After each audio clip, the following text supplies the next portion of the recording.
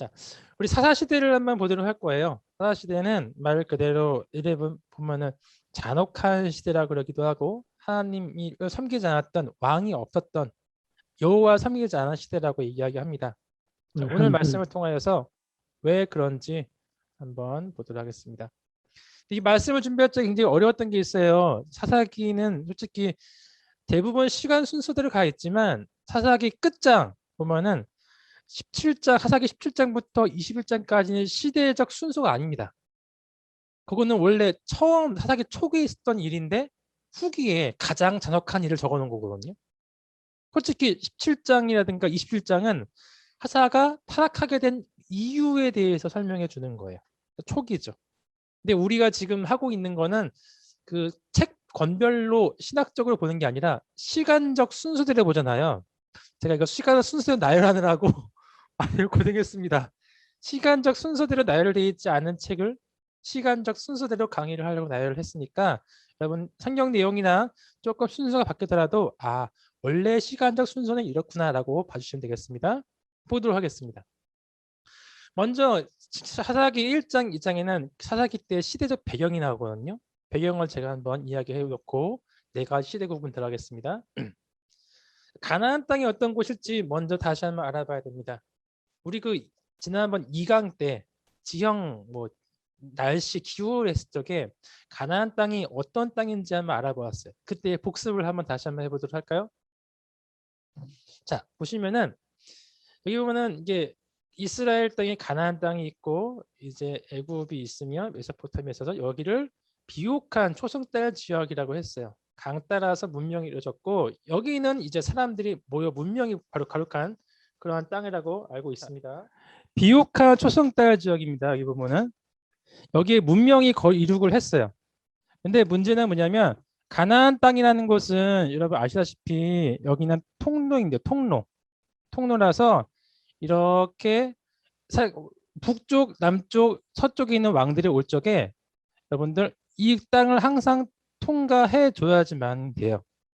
하나님 말씀을 가진 적에는 약속의 땅, 젖과 꿀이 흐르는 땅이라고 얘기는 하지만 솔직히 여기는 전쟁이 많이 일어나는 그러한 땅입니다. 끊임없이 전쟁이 일어나는 그러한 땅이에요. 여러분 그렇기 때문에 여기는 하나님이 없으면 이스라엘의 작은 민족으로는 도저히 이 땅을 점령하고 끝까지 살 수가 없는 땅이에요. 뭐라고요? 하나님이 도우심이 있어야지만이 살 수 있는 그러한 땅이다. 그런데 하나님께서 이 땅에서 이스라엘 민족들과 함께하고 함께 만들고 싶었던 나라가 있습니다. 그 나라는 무엇이냐? 바로 이렇게 세 가지가 충족되는 나라였어요. 첫 번째는 하나님이 왕이 되시는 나라였습니다. 하나님은 이 나라, 이 세상의 주인이시니까 당연히 자기의 나라를 만들고 싶겠죠. 그러나 사람들은 하나님의 그러한 나라를 거부하는 것이 되고 있었죠. 두 번째로는 하나님이 왕이 되시면 백성도 있어야 되겠습니까? 하나님께서 말씀을 다스리는 나라, 사람이 아니라 이 세상에 있는 사람이 왕이 되는 것이 아니라 하나님의 말씀으로 이 세상을 다스리는 그러한 나라를 만들고 싶었단 말이죠. 세 번째로는 하나님의 말씀에 순종하는 백성이 거기에 있기를 원하셨습니다. 그래서 가나안 땅에 하나님께 함께 하시려면 이 세 가지를 충족이 돼야 돼요.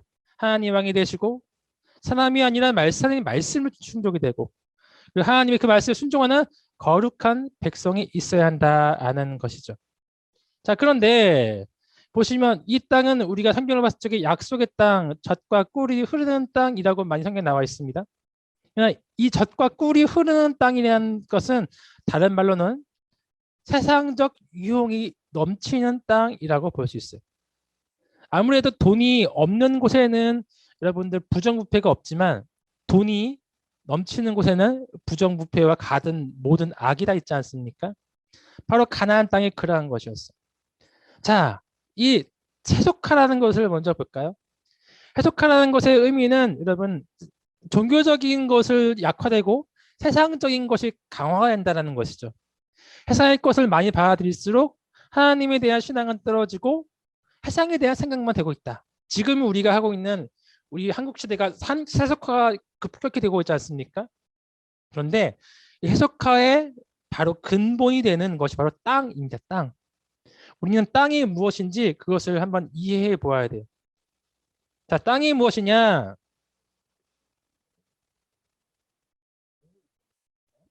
따- 땅이 무엇이냐?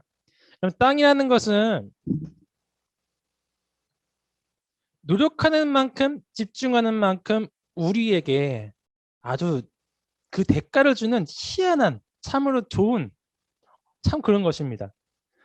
그러면 땅에다가 이렇게 곡식을 심으면 곡식이 나고, 땅에다가 집중하고 이 열매를 심으면 열매가 나잖아요. 그만큼 땅은 우리가 노력하는 만큼 준다는 거죠.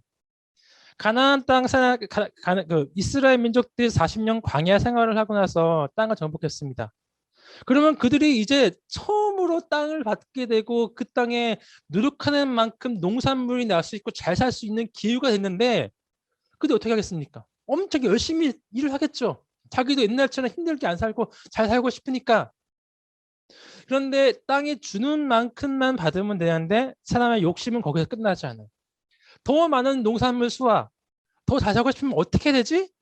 그 이유를 찾다 보니까 가나안 땅 사람들이 하는 말들이 있죠. 야, 더 많은 농산물, 즉 풍년을 이루게 하려면 우상 숭배를 해야 되는데, 그것은 하늘의 신 남신 바알신과 땅의 여신 아세라가 있어. 여러분 이 내용 여러분 한 번쯤 들어보셨죠? 바알신에게 음행을 하면은, 보통 바알신장 같은 경우에 남자 1,000명, 여자 1,000명 이렇게 가지고 성관계 맺으면서 음행을 하거든요. 그러면은 하늘에 있는 남신이 그걸 보고 흥분해가지고 사정을 한대요. 그게 비로써 일이고, 그 비를 땅의 여신 아세라가 그거를 받으면 아이를 낳는데 그 아이가 바로 농산물이다라고 하는 아주 희한한 사고방식이 있는 거죠. 맞죠? 그럼 어떻게 되죠? 농산물을 많이 얻으려면은 비가 많이 내려야 되니까 더 많은 음행을 해야 되고 더 많은 우상숭배를 해야 돼. 이것이 바로 결국 우상숭배라는 것은 풍요롭게 자기 욕심 때문에 더 잘 살고 싶어서 하는 인간의 그 내면이 들어와 있는 인간의 자기 욕심을 표현한 뭐 그런 하나의 수단입니다. 근데 하나님의 말씀은 아니잖아요. 하나님의 말씀은 이런 것 전혀 없고 오히려 하면 안 된다라는 것도 참 많이 있죠. 그래서 하나님께서 말씀하십니다.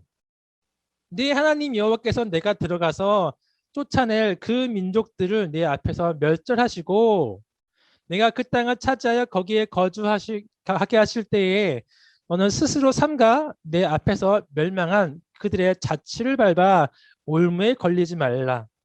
또 그들의 신을 탐구하여 이르기를 이 민족들은 그 신들을 어떻게 섬겼는고 나도 그와 같이 하겠다 하지 말라 라고 말했거든요.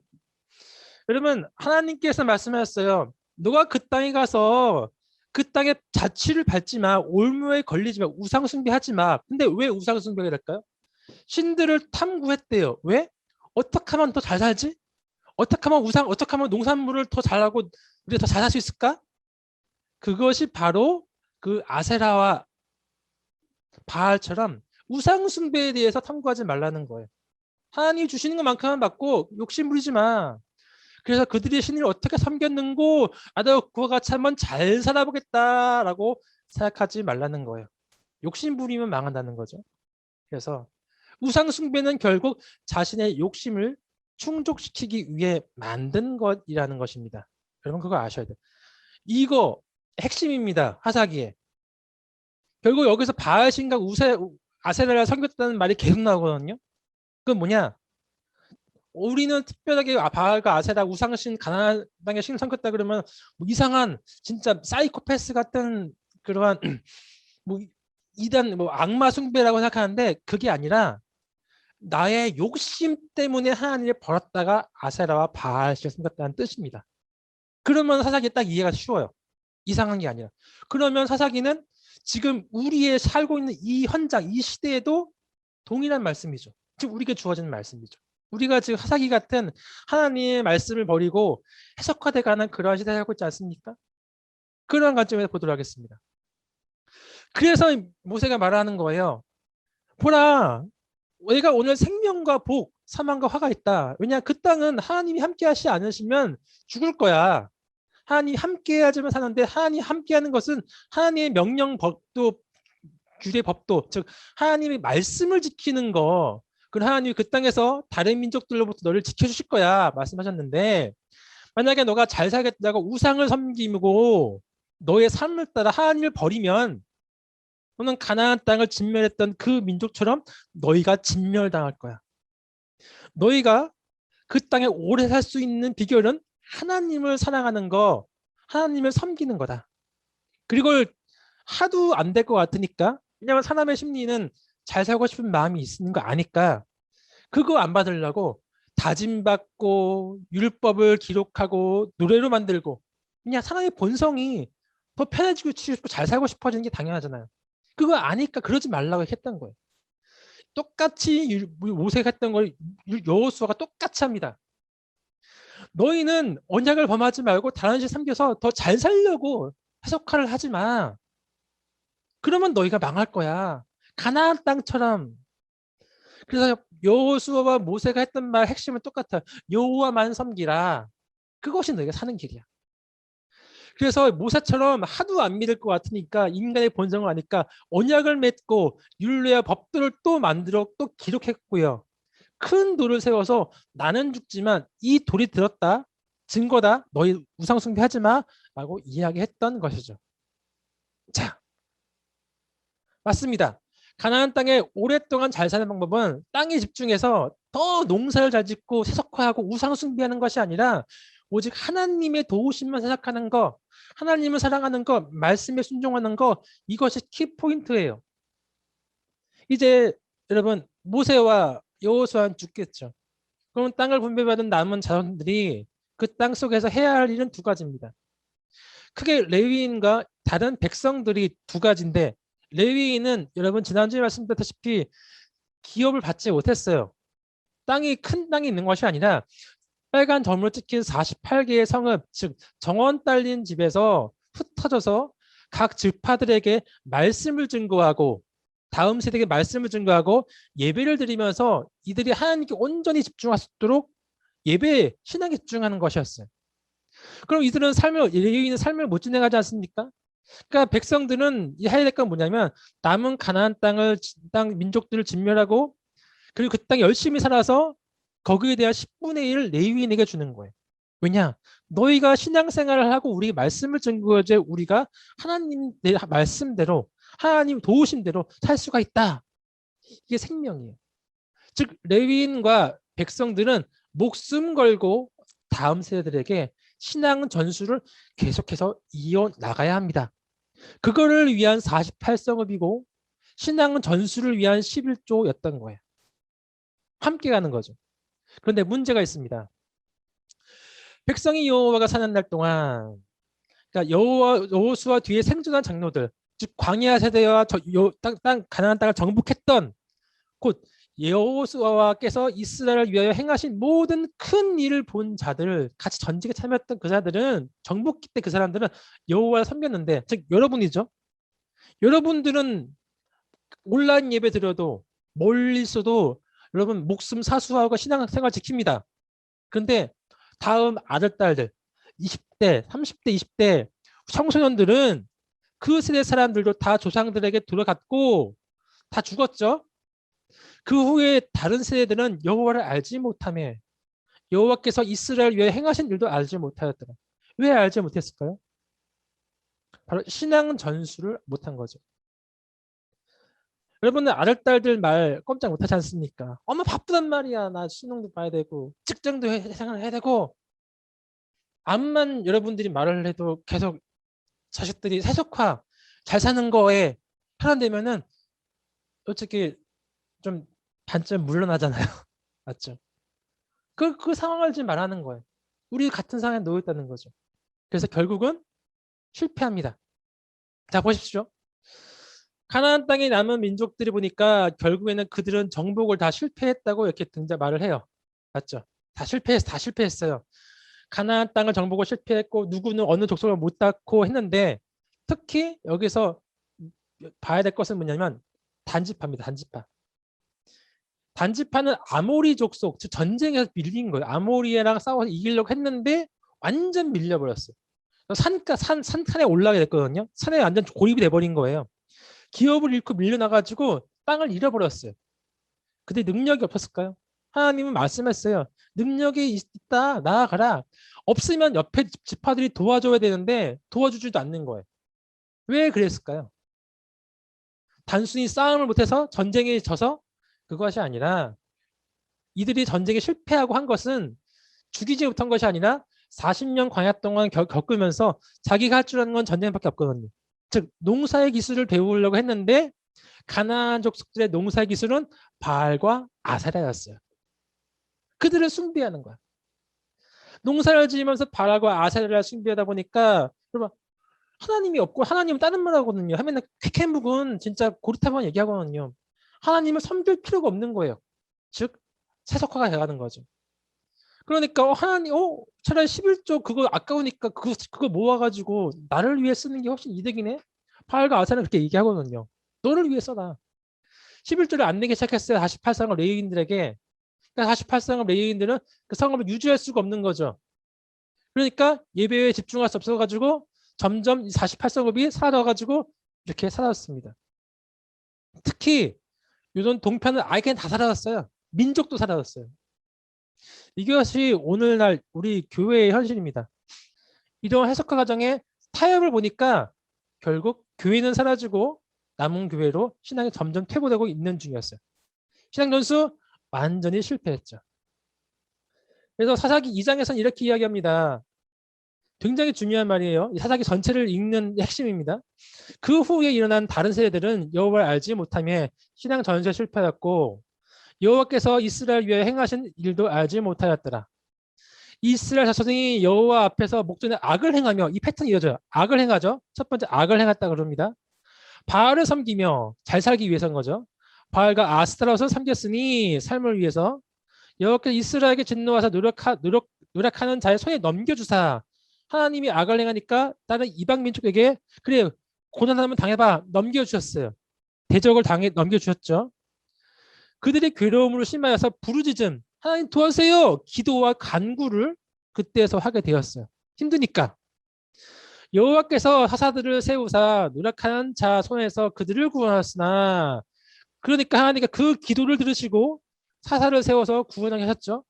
그런데 또 문제는 뭐냐면 그들이 그 와중에도 하나님께 순종하지 아니하고 오히려 다른 신들을 살만하니까 살만하네 넌 전쟁해 난 계속 내가 하고 싶은 거 할게 따라 음행하였으며 이 음행은 바알과 아세라를 따라서 더 잘 살려고 집중했다는 겁니다. 그들에게 절하고 여호와께서 그 사사들과 함께 하셨고 그 사사가 살아날 동안에는 평화가 있어요. 평화. 여호와께서 그들을 대적의 손에서 구원하셨으니 이는 그들이 대적에게 압박과 괴롭게 함을 받아 슬피 부르짖음으로 여호와께서 그 뜻을 돌이키셨음이거늘 그 사사가 죽은 후에는 죽었습니다.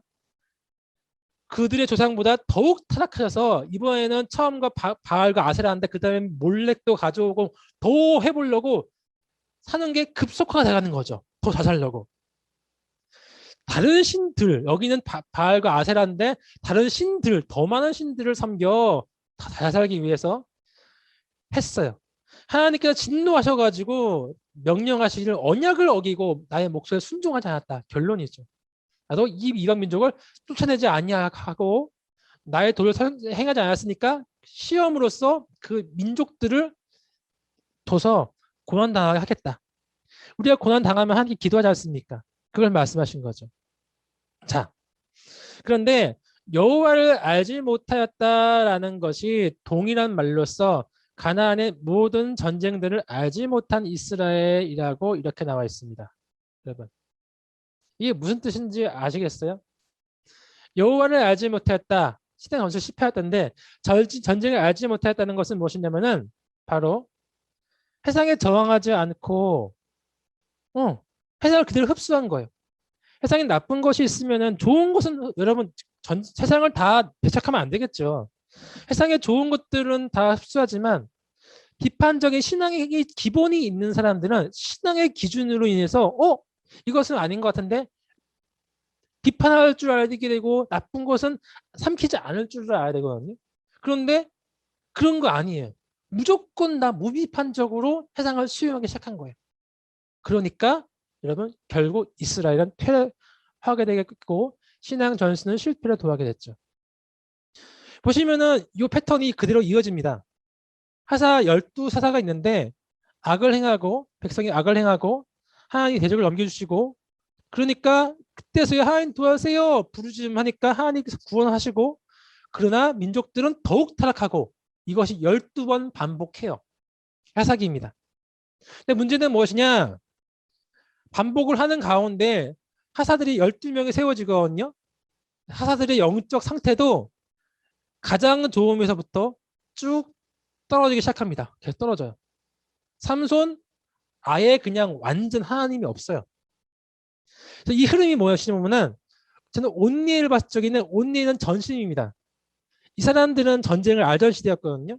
그래서 하나님께 자기의 목숨을 걸고 나간 사람이에요. 전심으로. 에훗, 삼갈, 바락, 기드온, 돌라, 야엘, 입다, 입산, 엘론, 압도는 하나님도 섬기지만 자기가 왕이 되고 싶고 하고 싶지만 참 하나님이 두려워가지고 하지 못해요. 완벽하지 못해요. 반심이죠. 반만 하나님께 마음이 있는 거예요. 삼손은 아닙니다. 하나님 두려워하지도 않아요. 내가 힘이 센데 하면서 막 아예 무관심해요.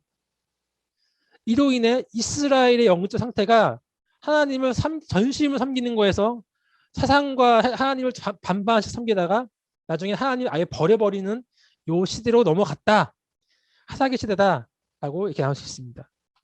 그래서 오늘 말씀은 그리고 여러분 이 말씀 앞에 그리고 뒤에 나오는 레위인 지파 17장부터 21장까지 나오는 사건이 원래는 이 온니엘 다음 시대에 나오는 거거든요. 단지파와 레위인과 레위인 베냐민 내전이 앞에 나와요. 왜냐하면 모세의 손자 요나단이 모세의 손자니까 이게 살아있으려면 이때거든요. 비느하스가 살아있으려면 이때거든요. 이러한 순서대로 보도록 하겠습니다.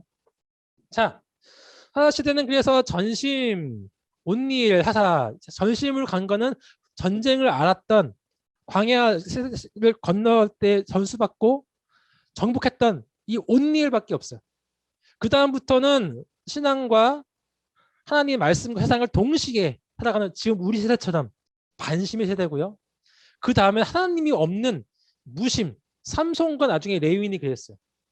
그런데도 불구하고 이 남은 자, 룻기까지 고난을 견디면서 하나님을 끝까지 섬겼던 남은 자까지 보도록 하겠습니다. 전심입니다.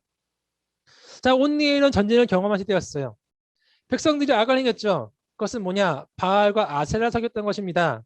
즉 이것은 더 잘 살기 위해서 그것을 경배하고 연구한 거죠.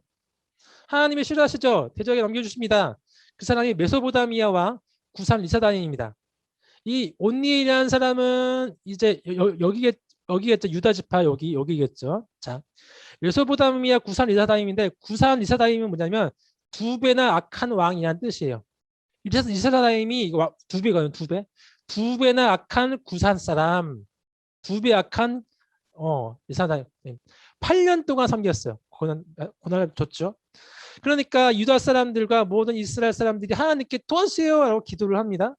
하나님은 그 기도에 응답하셔가지고 갈렛 사람의 아우이자 사위인 그나스의 아들 온니엘을 세워서 구산 리사다임을 멸망시키셨어요.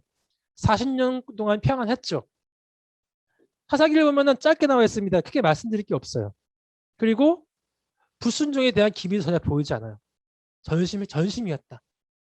근데 온니엘이 있는 그 시대에 얼마 지나지 않아서 레위인과 단지파 사이에 이 일이 생겨버립니다. 사실 이거는 사사기 17장에 등장한 내용이거든요. 이걸로 한 문장으로 이렇게 이야기할 수 있어요. 에브라임 산지, 에브라임은 여기입니다. 여기죠. 중간이죠. 여기 예루살렘은 여기 있겠지만 에브라임 여기쯤. 에브라임 산지에 미가라는 사람이 있었는데 미가의 어머니가 한 신상을 새기고 한 신상을 부어. 두 개네요. 두 개면 뭐죠? 바알과 아세라. 잘 살려고 바알과 아세라를 만들었는데 언제 온니엘을 지나서 얼마 안 돼서 그 광야 2세대가 바로 그냥 숭배한 거예요. 몇 명 사람들이. 그 신상이 미가의 집에 있더라. 미가의 집 여기에 있었대요. 에브라임에. 자, 실로가 여기쯤에 있습니다. 실로가 여기쯤에 하나님의 여기 실로가 여기쯤에 있죠. 에브라임이 여기쯤에 있고요. 만들었는데 미가가 신당, 우상 숭배한 신당을 만들고 에봇과 드라비를 만들었더라. 에봇은 하나님의 제사장이 있는 옷입니다. 드라빔은 점치는 겁니다. 그리고 한 아들을 세워 제사장, 우상 숭배하는 사람을 세웠다. 레위인입니다. 그 레위인이 누구냐? 모세의 손자 게르솜의 아들 요나단. 모세의 손자가 우상 숭배를 하고 있어요. 왜 그랬을까요? 여러분 말씀드렸죠. 모세가 손자가 원래는 사역지가 있었거든요. 근데 그 사역지에서 11조가 거치지 않으니까 먹을 것이 없는 거예요. 굶어 죽을 위기에 놓여 있는 거예요. 굶어 죽을 수는 없으니까 배회하다 보니까 이 미가라는 사람이 또 레위인이네. 우리 집에 와가지고 우상 숭배 해볼래? 그럼 내가 매년마다 옷 한 벌이나 먹을 거 줄게. 즉 사례비, 생활비 줄게 한 거죠. 이 요나단은 그래? 내가 굶어 죽을 수 없으니까 살기 위해서 가서 우상 숭배합니다. 근데 이 에봇과 드라빔이라는 걸 중요한 게 뭐냐면 나중에 기도에 나오지만 이 에봇과 드라빔이란 뭐냐면 하나님의 그 재산, 사람들의 그 하나님에 대한 신앙심을 실로로 가야 되는 요 사람들을 가지 못하게 에브라임에 묶어둔 거예요. 하나님을 성전을 섬겨야 될 사람들이 야 거기 가지 말고 우리 집에 에봇 제사장 있거든. 우리 집에 와. 우상 숭배해. 하나님보다 바알과 아세라가 최고야. 바알과 아세라를 전도했다는 거죠. 하나님께 커다란 죄의 악입니다. 근데 그게 모세의 손자 요나단의 아들 요나단이었던 거예요.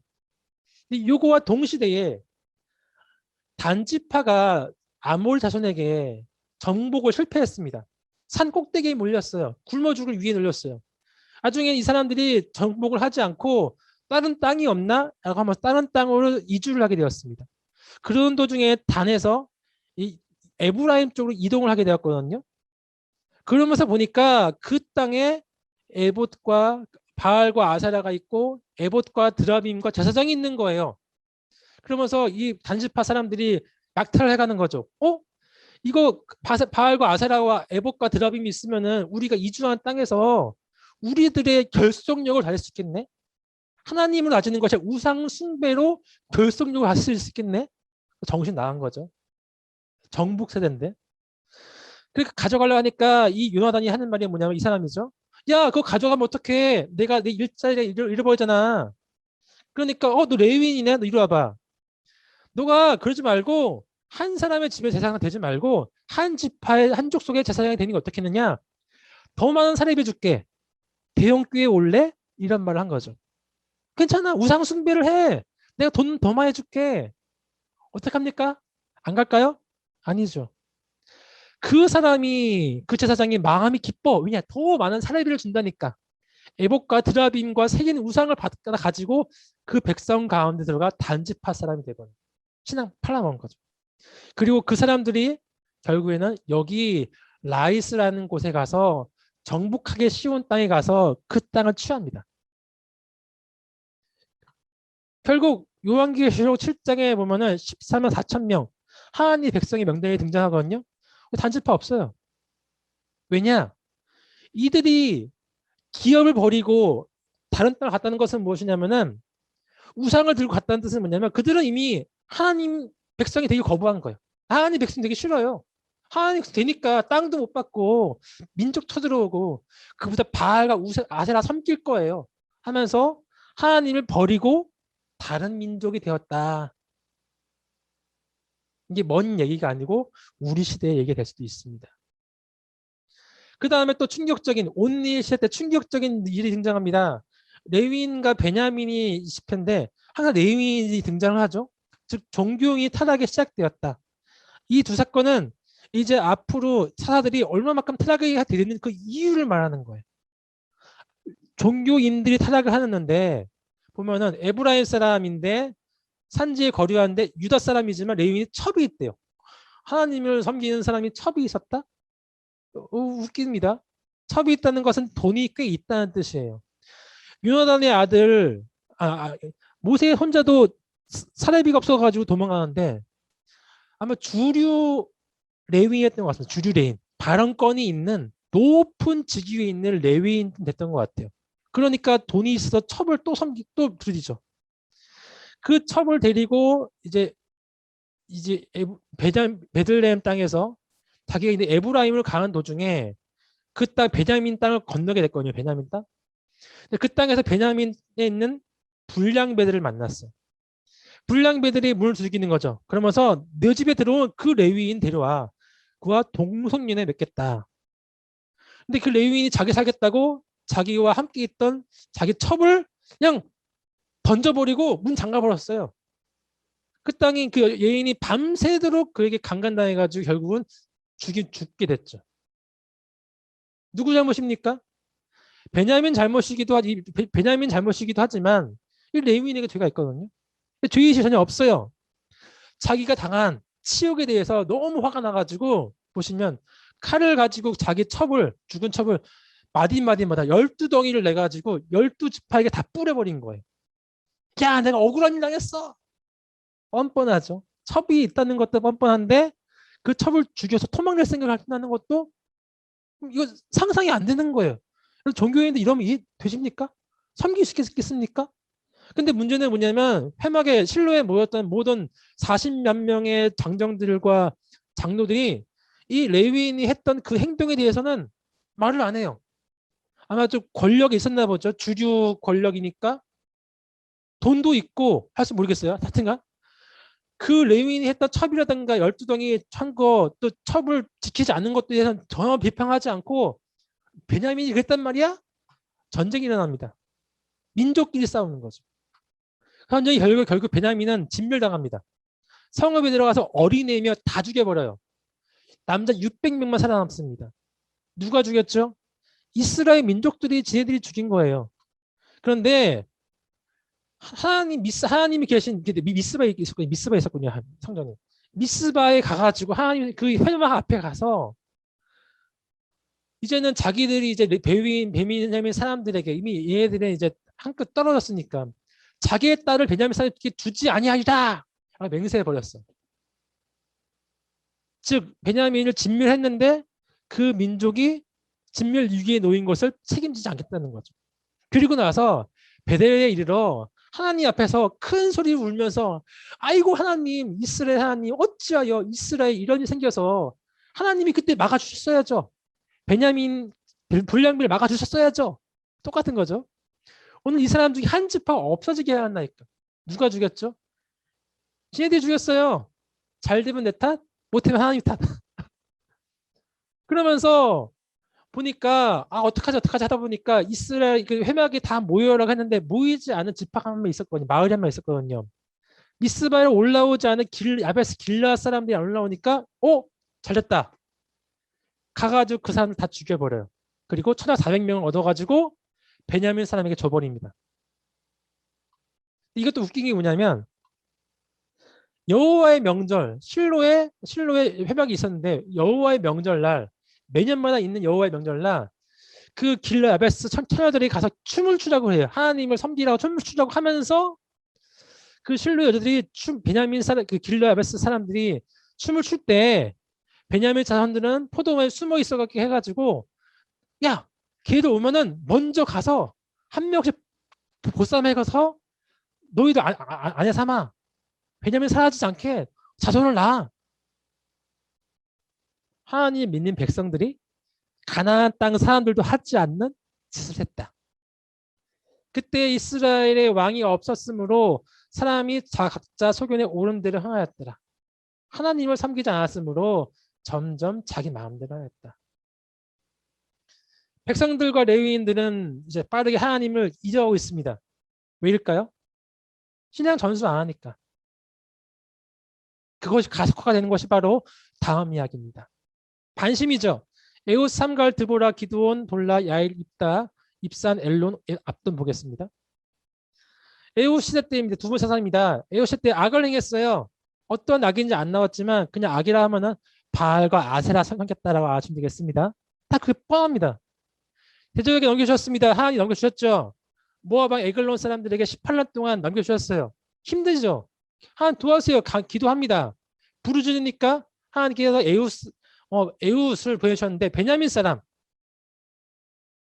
게라의 아들 왼손잡이 에훗 80년 동안 평화했다. 시대적 배경이 약간 바뀐 것 같은데 요 다음에 에훗이 시대 배경이 틀린 것 같습니다. 베냐민 내전이 요 에훗 뒤로 가야 될 것 같네요. 어쨌건 자 베냐민이라는 것은 오른손의 아들이라는 뜻입니다. 근데 왼손 사람이래요. 오른손의 아들인데 왼손이었다. 정확한 내용을 모르지만 약자였다고 이야기를 해요. 그러니까 그가 이 에글론 왕에게 가가지고 왕이시여 내가 깊이 알려드릴 아주 핫한 뉴스가 있습니다. 정보가 있습니다. 그러니까 따로 부르잖아요. 그래? 너만 이리 와.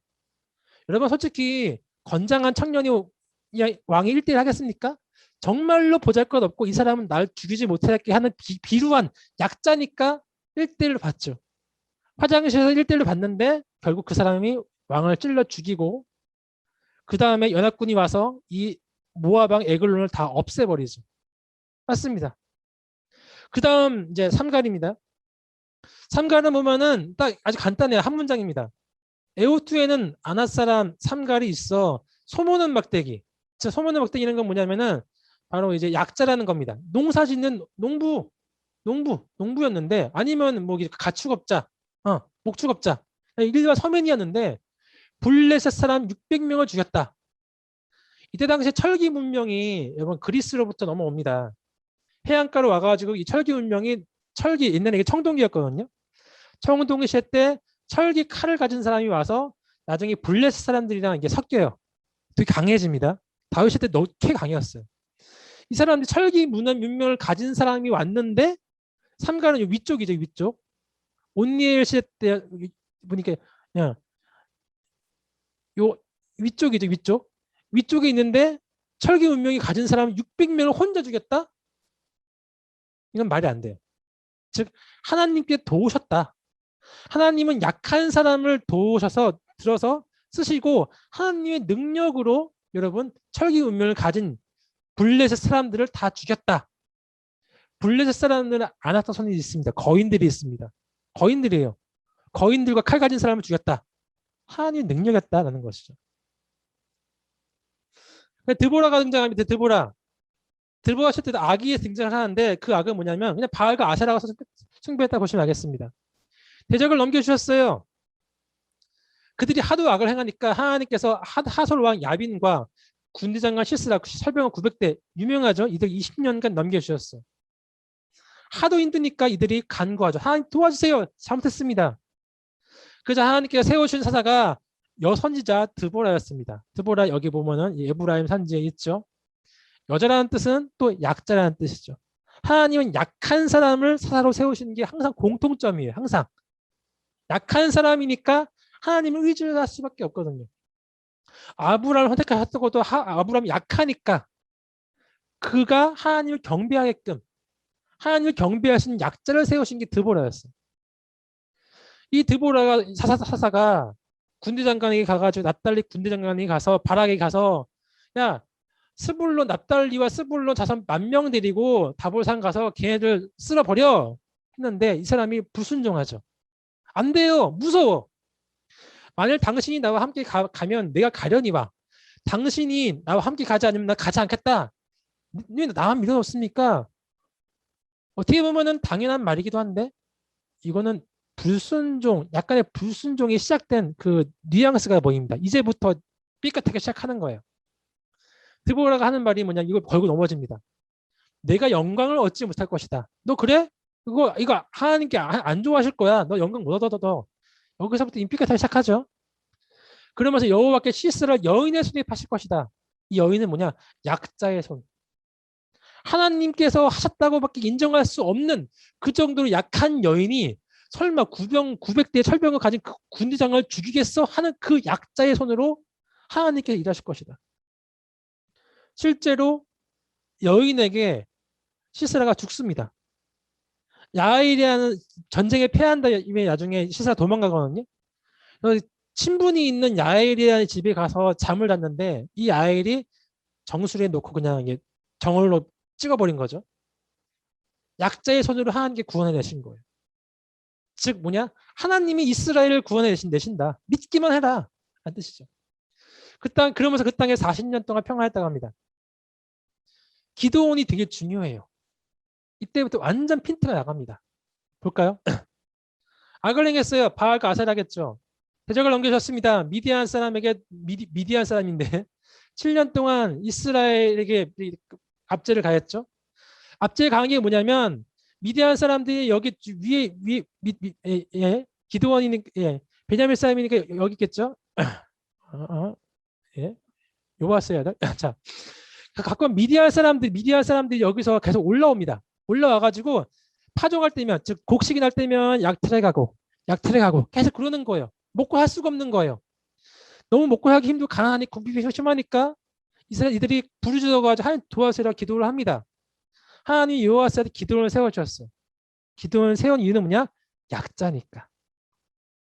맞아요. 스스로 그 기도는 이렇게 이야기해요. 자기들 이렇게 이야기해요. 내가 무엇으로 이스라엘을 구원하니까 난 약해요. 왜냐? 보셔서 나의 집은 므낫세 중에 극히 약하고 나의 아버지는 가장 작은 자입니다. 이게 핵심이에요. 하나님이 기도 선택한 이유는 뭐라고요? 300용사? 아니요. 약하니까. 그래서 실제는 그는 겁쟁이였어요. 포도주 틀에서 타작을 했거든요. 타작은 원래 마당에서 해야 잘 되는데 포도주 틀에서 하면은 적은 수밖에 타작할 수 없습니다. 그냥 미디안 사람이 뺏어갈까봐 거기 그러고 있는 거예요. 또 하나님을 의심했어요. 나가 전쟁하라 그러니까 나가기 힘들어요. 정말 하나님인 걸 한번 증명해 보세요. 의심하는 거죠. 왜냐 겁쟁이니까. 입단은 그냥 나갑니다. 나중에는. 미디안은 기도는 겁쟁이에요. 또 아세라와 바알 찍을 적에도 두려워서 밤에 했어요. 겁쟁이죠. 하나님 나가 전쟁하라고 할 적에도 하나님 정말 나가 싸워요? 미디안이나 블레셋 너 정말 강한데 안 돼, 안 돼. 한 번 더 확신을 주세요. 겁쟁이니까. 맞아요. 하나님이 기도를 선택한 이유는 약하고 겁쟁이라서 선택하신 거예요. 그래야 자신의 힘으로 이스라엘 구원했다고 하지 못할 거니까. 그래서 보니까 하나님께서 그 미디안 사람들을 무찌르려고 사람들을 기도원이 모았습니다. 3만 2천 명이 모았어요. 하나님 하신 말씀이 뭐죠? 너무 많아가지고 3만 2천 명을 쓸어버렸네. 너의 힘으로 할 것 같다. 돌아가라. 2만 2천 명 돌아갔어요. 아니 왜? 병력은 많아서 좋은 게 병법인데 돌아가래요. 10,000명 남았어요. 그것도 많대요. 아니 뭐 어쩌란 말이에요. 이거에 있어야 그 많은 미디안 병사들 이기지. 물가에서 하나님이 물 핥아 먹는 사람 300명만 뽑으셨어요. 많은 분들이 설교할 적에 핥아 먹는 사람 300명이라는 뜻은 칼을 들고 핥아 먹으면서 주변 경계하니까 뭔가 자세가 됐다. 이렇게 얘기하시는데 성경을 봤을 적에는 간단합니다. 자랑하지 못하게 하려고 적은 수. 정말로 병법으로 불가능한 숫자 만들려고 그냥 핥아 먹는 사람이 더 적었던 거예요. 그래야 하나님 의지하니까.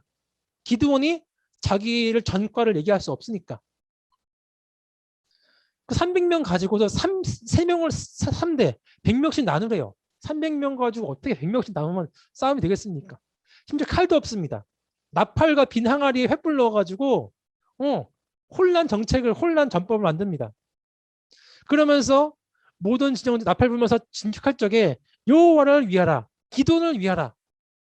여호와를 위하라는 맞는 것 같은데 기도를 위하라? 슬쩍 자기 이름 넣었네요. 이거 이상한 거죠. 어쨌건 넘어가겠습니다.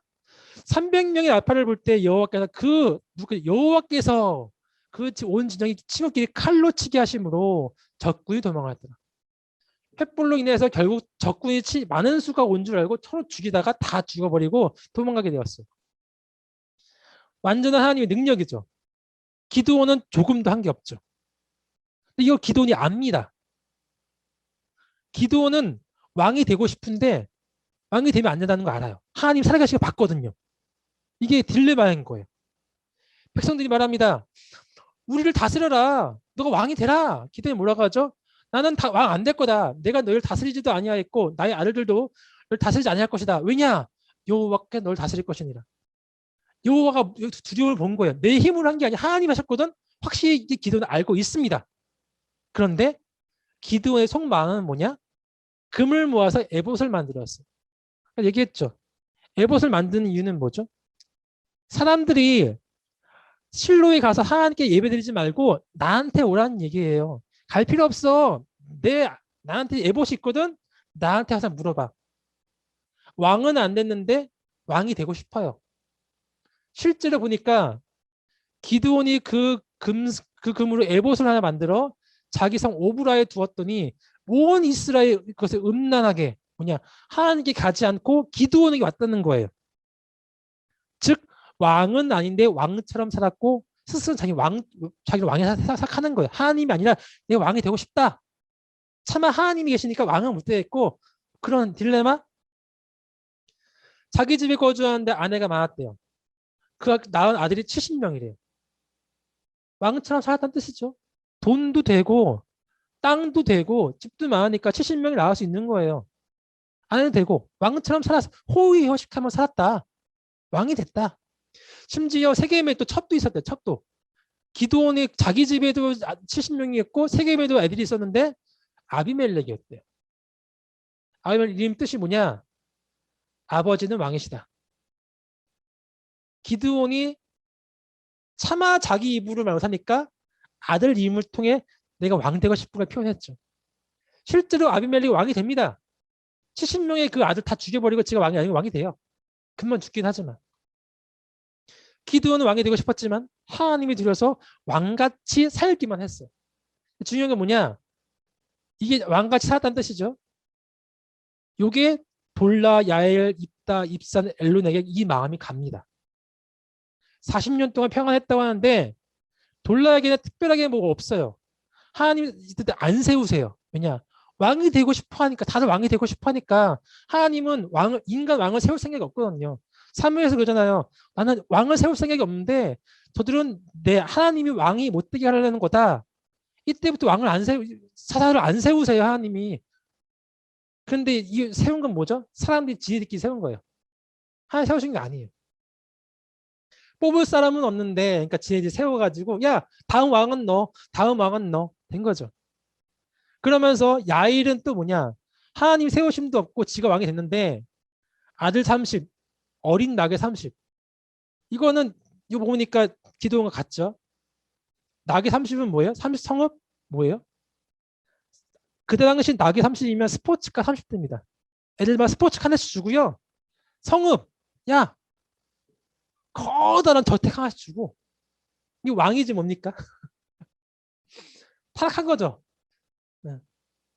그리고 입다가 등장합니다. 입다가. 8번째죠. 이때 때는 이미 보세요. 바알과 아세라로만 아세라거든요. 아세라가 생겼는데 그 다음부터 아람신 뭐 엄청 많습니다. 즉 더욱더욱 타락하고 더욱더욱 잘 살려고 하는 사람들의 마음이 있다는 거예요. 하나님 넘겨주시죠. 블레 사람들에게 암몬과 부르시죠. 도와주세요 하는데 마음에 근심이 해요. 세울 인물이 없는데 너희들이 힘든 거 알겠는데 하사로 세울 인물이 없어. 여러분들 오늘 이번에 투표 어떻게 하셨습니까? 뽑을 사람 있습니까? 그냥 뽑을 사람이 없는데 찍으니까 아무나 찍으신 거 아닙니까? 똑같은 거죠. 투표할 때 마음 똑같은 거예요. 뽑아야 되는데 뽑을 사람이 없어. 어떡하지? 이러고 계시니까 급하니까 이때에 입다가 여기죠. 요 입다가 사람이 길앗에 있는 큰 용사였다 하는데 기생해야 되는데 왜냐면 이 깡패입니다. 깡패. 배냐 불량배인데 할 새 없으니까 장로들이 가가 싸움 잘하니까 나의 장관이 되라. 그럼 내가 우두모를 시켜줄게. 사람이 세운 사사입니다. 입다다 보니까 기생의 아들은 인정받지 못하는 아들이거든요. 자기를 갑을 시켜주겠다는 거예요. 왕처럼 해주겠다는 거예요. 하고 싶죠? 오케이, 콜. 걔 맺은 거죠. 전쟁에 이기려고 하니까 전쟁 나가게 이제 서원을 합니다. 주여, 주께서 과연 암몬 자손을 내 손에 넘겨주시면 내가 암몬 자손에게 평안히 돌아올 때에 전쟁에 이게 돌아오게 되면 누구든지 내 집 앞에서 나와서 날 영접하는 첫 번째 사람을 여호와께 제물로 드리겠나이다. 번제물을 드리겠나이다. 암몬 자손을 치러 가는 겁니다. 근데 요 번제, 사람을 드리는 이신제사가 어디 우상숭배인지 아십니까? 암몬의 신이에요. 암몬을 치러 가는데 암몬의 몰래 제사를 드리겠대요. 하나님을 아는 겁니까? 모르는 겁니까? 하나님 모르는 거예요. 하나님과 그 아브라함의 그 번제가 어떤 번제인지 모르고 하나님이 어떤 분이 전혀 모르는 거예요. 신앙이 없는 거죠. 말씀을 모르는 거죠. 결국 전쟁에 승리하고 왔는데 첫 번째로 자기를 영접한 사람이 자기 딸이었어요. 딸 번제를 드렸어요. 비극이죠. 하나님을 모르니까. 형님 비극. 얼마나 모르니까. 진짜. 여호와가 누군 전혀 모르는 시대. 성경책 한 번도 못 읽어본 그러한 사람들. 입다 불행한 사람이었어요. 입사한 못 믿겠습니다. 입사. 하나님께 세우지 않았죠. 아들이 30, 딸이 30. 야, 이것도 왕처럼 살았죠. 근데 더 큰 건 뭐냐? 이방 결혼을 시켰어요. 그냥 아세라 바알 섬기는 사람, 암몬이든 뭐 다른 사람이든 그냥 아들이 있으면 딸을 데리고 오고 이방을 데리고 오고 딸이 있으면 준 거예요. 교류한 거죠. 즉 뭐예요? 가나안 족속과 한 통속이 되었다. 가나안 족속과 이스라엘 민족은 무라일체 한 민족이 되었다. 기본도 없고 이제 아주 섞인 거야. 섞여. 아무것도 몰라. 다 섞였어. 7년밖에 섬기지 못했습니다. 보시면은 사사가 통치할 시대가 점점 줄어듭니다. 인간의 힘으로 하니까 조금밖에 갈 수가 없는 거예요. 인간의 힘으로 하나님의 힘으로 40년, 80년이었는데 하나님 힘이 아닌 때부터는 점점 줄어들어서 6년, 7년, 10년 금방 바뀌는 거죠. 서로 왕되고 싶으니까 서로 죽이기도 하고. 자, 압돈입니다. 엘론은 솔직히 할 말이 별로 없어요. 엘론은 별로 없어요. 압돈입니다. 아들 40, 혼자 30인데 어린 낙에 70, 스포츠카 70대를 탔다. 가면 갈수록 타락해지는 거죠. 그리고 나서 이제 점점 이제 영적으로 타락하더니 마지막으로 이제 무관심인 삼손이 등장합니다. 삼손. 무관심 삼손 보겠습니다. 삼손이라는 것은 솔직히 악이 등장을 해요. 이 악은 말할 필요도 없는 거예요. 어떤 신인지 바알과 아세라인지 등장하지 않았는데 모든 신입니다. 바알, 아세라, 뭐 그나스, 몰렉, 뭐 모든 그냥 가나안 땅 모든 신을 다 섬긴 거예요. 블레셋에게 오죽했으면 40년 동안 하나님이 내버려 주셨겠습니까? 그러니까 이때는 간구도 없어요. 아까 얘기했죠. 누구죠? 이때부터 이방 결혼 시키니까 뭐 하나님이랑 백성이랑 가나안 땅 사람들이랑 무라일체니까 그 다음부터는 하나님께 기도하는 것도 까먹었어요. 기도도 안 해요. 가만히 있어요. 하나님이 그럼에도 불구하고 가사를 세우세요. 태어나면서부터 나시린을 구별된 나시린을 세우세요. 왜냐? 삼손은 왕이 되고 싶은 마음이 전혀 없어요. 그냥 왕 귀찮거든요. 그래서 있잖아요. 힘은 센데 왕 귀찮아. 그거 해서 뭐해? 그런 사람이거든요. 근데 이 삼손은 나시린인데 나시린이라는 것은 보시면 삼손이 태어날 적에 받았던 하나님 말씀입니다. 나시린은 지켜야 될 것들이 있습니다. 삼가 포도주, 독주를, 술을 마시지 말라. 어떤 부정한 거 먹지도 말고 가까이 가지도 말고 만져줘도 안 돼요. 부정한 거 만지면 안 됩니다. 머리에 삭도를 대면 안 돼요. 세 가지 꼭 지켜야 돼요. 거룩하게 바쳐진 태어나면서부터 나시린인 거예요. 이 사람을 통해서 할 것은 블레셋 사람들을 무찌르고 이스라엘을 구원하는 겁니다. 그런데 이 삼손이라는 사람은 하나님에 대한 백성에 대한 의식이 아무것도 없습니다. 포도주, 독주 퍼마셔요. 부정한 거 뭐 보시면은 사다 죽고 사다 만지고 그러잖아요. 그런 거 없어요. 삭도 아직 되게 되죠. 전혀 나신으로서의 의식 전혀 없습니다. 하나님이 아예 없어요. 하나님이 알긴 알아요. 하나님이 계신 거 알긴 아는데 어때서 나 힘 센데 하나님 죽어 거의 이런 식이에요. 하나님이 이 사람을 사용하세요. 실제로 사용하신다는 게 블레셋 사람들 잡아 죽이는 거, 진멸하는 거, 이스라엘 구원에 쓰시거든요. 왜 쓰셨을까요? 부족한 사망을 왜 사용했을까요? 삼손은 그래도 어쨌건 블레셋 사람들 치긴 치거든요. 또 하나 그는 왕이 되려는 생각이 없거든요. 하나님이 왕이신 거 알아요. 삼손은 마초 같은 스타일이라서 그냥 허랑방탕하게 사는 걸 좋아할 뿐이에요. 적어도 삼손은 하나님이 누구신지는 알고 있었는데 귀찮고 하나님 두려운 생각이 없었습니다. 그런데 삼손이 모든 걸 다 탕진하는 시대가 옵니다.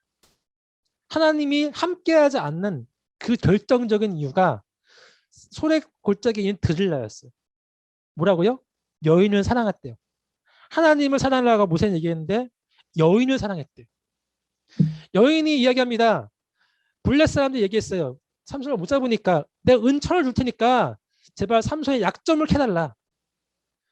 드릴라가 얘기하는 거죠. 삼손에게. 청하건대 당신의 큰 힘이 무엇으로부터 말미암아 생기며 어떻게 하면 능히 당신을 결박하여 굴복하게 할 수 있는지를 내게 말. 이쯤 말했는데 설마 사랑한다고 해서 눈이 뒤집었다고 해서 삼손이 모를까요? 삼손 압니다. 전쟁에도 능하고요. 전략에도 능한 사람이에요. 이 여자가 나를 어떻게 해보려고 그러는데 설마 하겠어? 이 힘없는 여자가? 이런 식이죠. 이미 다 알고 있어요. 농담식으로 새 활줄로 묶어봐. 안 되거든요. 그 다음에 새 밧줄로 묶어봐. 배트 날실로 묶어봐. 세 번에 그랬는데 모르겠습니까? 삼손 바보 아닙니다. 이 사람, 이 여자가 나를 죽일 여자인 거 아는데 이 여자는 나 못 죽여. 내가 힘세니까. 자신감이 만만한 거예요. 그래서 저는 이 말씀을 보면서 잠언서 7장 말씀이 등장을 합니다. 읽어드리겠습니다. 내가 음녀예요. 내 집 들창으로 살창을 내다보다가 어리석은 자 중에 삼손을 보았는데 젊은 자 중에 가운데 한 지엄자를 보았는데 하나님을 경외하고 하나님 모르는 자를 봤는데 그때 기생 옷을 입은 간교한 여인 즉 드릴라가 그를 맞으니 삼손 이리 와봐요. 꼬셨죠.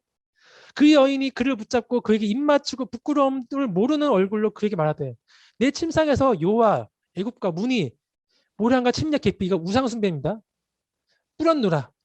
오라 우리가 아침까지 흡족하게 하여 서로 사랑하며 희락하자. 내가 너가 원하는 모든 쾌락을 다 줄게. 뭐가 연결이 돼 있나 봐. 내 거랑 저거랑. 네, 하겠습니다. 예, 알겠습니다. 그런 거예요. 예. 지금은 자, 된 거예요.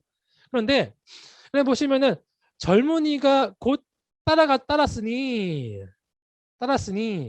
소가 도숫자에 가는 것과 같고 죽을 거 알면서 가는 멍청한 거죠. 미련한 자가 벌을 받으려고 쇠사슬에 매이려고 가는 것 같더라. 그의 생명을 잃어버릴 줄을 알지 못하리라. 하룻밤만 자고 올 건데 내가 설마 죽겠어? 그게 바로 삼손의 생각입니다. 그런데 하도 그러니까 이 음료가 하는 말 들어요. 정말 당신이 나 안 사랑해요? 우니까 마지막에는 삼손이 진심을 다 알려주므로 이 뜻이 뭐냐? 그래도 하나님에 대해서 99%는 방탕했지만 1%만큼은 하나님을 생각했는데 이때의 진심을 다 알려주므로 세상 유의 100% 넘어가고 모든 이스라엘이 다 하나님께 범죄한 마지막까지 넘어가는 그거. 이때 하나님이 놔버리시죠. 하나님이 놓으십니다. 그대 이미 넌 안 되겠구나. 너가 완전 세상에게 마음을 주었구나. 1%만 나에게 마음을 주지 나에게 있어도 난 너를 세워주려고 했는데 다 넘어갔으니까 하나님이 백성이 아닌 거예요. 그러니까 결국 삼손이 드릴라에게 머리카락 베이고 음료에게 베이고 그리고 잡혀가게 가게 됐죠. 힘이 없어졌죠. 그리고 두 눈 뽑히고 맷대 돌리게 됐죠. 삼손이 죽을 때도 마지막까지도 하나님을 경외하지 않습니다. 삼손이 여호와여 부르짖음에 삼손이 결국에는 신전에 있어가지고 이 사람들이 멸하려고 하잖아요. 주 여호와여 구원나니 나를 생각하옵소서. 나를 생각해요. 나를. 하나님 미안한 게 아니라 나를 생각했어요. 회개가 아니라 나를 생각하옵소서.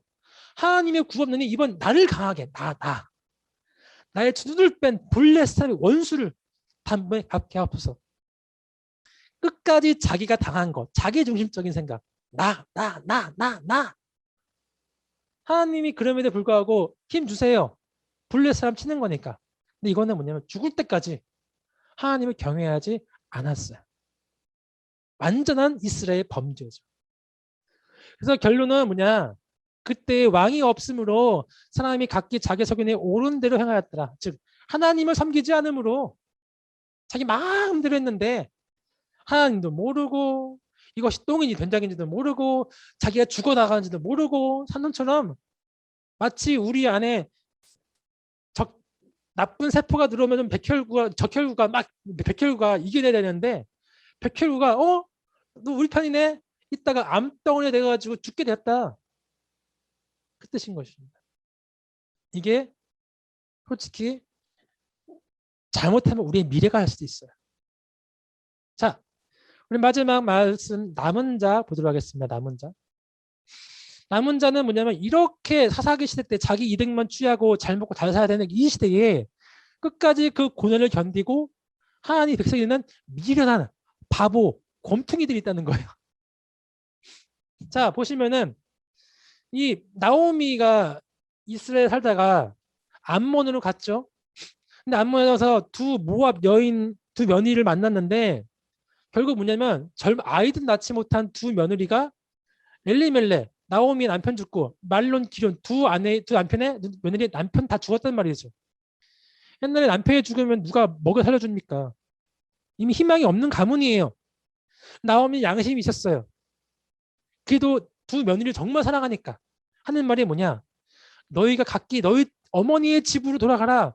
각기 남편의 집에서 위로받게 하시기를 원하노라. 다른 사람이랑 결혼해. 너 나랑 같이 있으면 너도 죽어. 난 죽은 목숨이야. 이때 현실적인 방법으로 오르반은 울면서 결국 자기 삶을 떠납니다. 이게 세상적으로 지혜로운 거예요. 사사기 시대 때는 이게 맞는 거예요. 이게 지혜로운 거예요. 룻은 멍청합니다. 완전 바보예요. 내게 어머니를 떠나며 어머니를 따르지 말고 돌아갈 강권하지 마옵소서. 왜? 빨리 버려야 살지. 버려야 하는 거예요. 어머니께서 가시는 곳에 나도 가고 어머니께서 머무시는 곳에 나도 머물겠나이다. 집귀신이 되겠다는 거예요. 목숨 걸겠다는 거죠. 애도 못난 룻이 몇 살이었을 것 같습니까? 얘는 일찍 결혼했죠. 16세, 17세? 창창한 그때에 애도 못 낳는데 홀 어머니 모시고 살다가 늙어 죽고 결혼도 못하고 맨날 죽어라 일만 하고 그런 사람 보면은 야 빨리 너 살 길 찾아가. 우리도 솔직히 나도 그렇게 조언할 것 같아요. 그런데 하나님이 마음에 들었던 말이 있어요. 어머니의 백성인 나의 백성이 되고 어머니의 하나님인 나의 하나님이 되시니 이게 핵심입니다. 이것이 누가 했던 말이냐? 야곱이 했던 말입니다. 하나님이 나를 이렇게 주시면 하나님은 나의 하나님 되실 것입니다. 하나님은 그거 보고 야곱 쓰신 겁니다. 나의 백성? 나는 백성이 필요한데? 맞아요. 야곱의 섬. 근데 하나님 백성이 없어요 지금. 하사기 때 다들 백성이 다 흩어졌거든요. 백성과 가나안 사람이 무라일체가 돼버렸어요. 백성은 없어. 자식이 없는 부모의 마음. 그런데 암몬 족속이지만 그 사람이 내가 자식이 없는 하나님의 백성이 되겠습니다. 이게 한나의 기도와 같습니다. 한나가 뭐예요? 자식이 없는데 한나도 자식이 없는 거예요. 기도하는 거죠. 자식이 없습니다. 주시면 하나님 백성을 드릴게요. 얼마나 이쁩니까? 한나의 기도와 룻의 고백은 거의 같은 거예요. 내가 하나님 백성 될게요. 하나님 도와주시죠. 근데 문제는 뭐냐? 어떻게 도와주시는 거예요? 어떻게? 말씀으로 도와주십니다. 말도 안 되겠죠? 하나님 신명기 창출 내미신 율법에는 약자 보호법이 있습니다. 일명 게르라는 것이 있는데 이삭죽기라는 거죠. 이삭죽기라는 거 잘 아시죠? 이 게르 보호법이 레위기 19장에 등장하고 있습니다. 내가 너희 땅에 곡식을 거둘 때에 너희는 반 모퉁이까지 다 거두지 말고 남겨두래요. 내 떨어진 이삭도 줍지 말며 내 포도원의 열매를 다 따지 말며 내 포도원에 떨어진 열매도 줍지 말고 가나안 사람들과 거류민들을 위해 버려두라. 나는 너희 하나님 여호와이니라. 이삭을 줍지 말고 한 10% 정도 남겨두래요. 하사기 시대 때는 말이 안 되는 겁니다. 그것까지 악착같이 모아서 더 많은 수확을 하려고 바알과 아세라까지 숭배하고 많은 신들을 숭배하는 그 가운데에 경쟁하고 가는 가운데에 그걸 남겨두라고? 말도 안 돼. 멍청한 거죠. 어떻게 이게 가능할까요? 또 말씀이 또 있습니다. 이러한 나오미와 룻을 보호할 말씀이 또 있는데 고헬입니다. 고헬. 약자 보호법입니다. 수혼이라는 거죠. 말씀드렸습니다. 형제들이 함께 사는데 그 중에 하나가 죽고 아들이 없거든. 나오미 형편인 거죠. 그의 남편의 형제가 그에게로 들어가 그를 맞이하여 아내로 삼아 그 여인이 낳은 첫 아들이 그 죽은 형제의 이름을 잊게 하여 그 이름이 이스라엘 중에 끊어지지 않게 할 것이라. 이런 겁니다. 남편과 엘리멜렉과 나오미가 있습니다. 죽었어요. 근데 루시랑 남편이죠. 자식이 없어요. 그러면은 다른 친족 중에 형제와 친족 중에 이 여인이 살 수 있게끔 기업을 이룰 수 있게끔 결혼해 줍니다. 자식을 낳아요. 근데 그게 그 자식이 당연히 이 형제의 자식이어야 되죠? 아니라는 거예요. 죽은 남편의 이름을 이어야 하는 거예요. 형제는 손해보는 겁니다.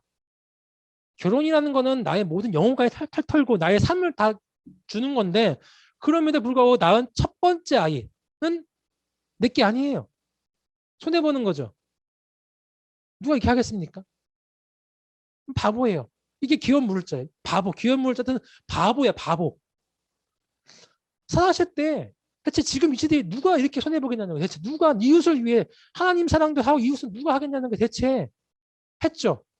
바로 보아스죠. 보아스. 나오미 남편 엘리멜렉의 친족으로 유력한 자, 돈 많은 자가 있으니 그 이름을 보아스더라. 하나님 섬기고 말씀에 순종하는, 말씀에 껌뻑 죽는 사람이었어요. 사사시대 때도 마지막 남은 자, 하나님 말씀을 남은 자, 여기도 남은 자, 이웃 사랑하고 남은 자, 하나님 사는 사람 남은 자. 말씀이니까 당신이 내 기업 물자이니라 말씀이네. 오케이. 하나님 말씀이면 결혼합시다. 결혼했죠. 그리고 나서 아들을 낳았죠. 그 아들이 오벳이었어요. 보아스는 오벳을 낳고 오벳은 이새를 낳고 이새는 다윗을 낳았더니 바로 다윗 왕이죠. 다윗 왕을 통해서 하나님은 정말 강대한 나라를 세우시고 모든 역사를 세우십니다. 하나님 나라의 정점을 보여주십니다. 그때 모든 사람이 행복했어요. 솔직히. 즉 결론은 하나님께서는 사사시대 때 그 멍청할 것 같은 남은 자를 통해서라도 역사하신다는 거예요. 여러분은 지혜로운 사사시대 되겠습니까? 아니면 멍청하지만 하나님의 말씀을 이어간 남은 자가 되겠습니까? 이것으로 사사시대는 끝납니다. 자, 다시 한번 요약이요. 전심은 하나님 말씀에 순종했던 마지막 남은 그 전쟁 시대에, 반심은 하나님과 세상을 동시에 사랑했던 사람들의 이야기고요. 육심은 아무것도 없이 그냥 하나님 버린 사람들, 가나안 족속과 하나님 백성이 섞인 시대, 무라일시된 시대, 하나님을 아예 모르는 시대고요. 남은 자는 요 시대에도 불구하고 하나님 섬기는 사람.